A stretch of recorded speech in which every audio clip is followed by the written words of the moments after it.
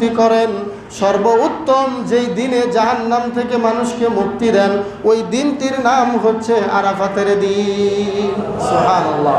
তার মানে অনেক ব্যক্তি, অনেক বান্দা, অনেক মানুষ যারা মৃত্যুবরণ করেছে তাদেরকে যদি আল্লাহ জাহান্নামে দিয়েও থাকেন, হয়তোবা জাহান্নামের শাস্তি এখনও শেষ হয় নাই, আল্লাহ দয়া করে মায়া করে ওই দিনের ওসিলায়, এই আরাফাতের দিনের বরকতে, আরাফাতের দিনের ওসিলায় আল্লাহ তাকে জাহান্নাম থেকে বের করে নিয়ে জান্নাত দান করেন। সুবহানাল্লাহ। এবং এই কাজটি জাহান্নাম থেকে জান্নাতে দেন যে আল্লাহ, এই দিনটি কিন্তু শুধু আরাফাতের দিন নয়, আরও অন্য দিনেও আল্লাহ মুক্তি দেন।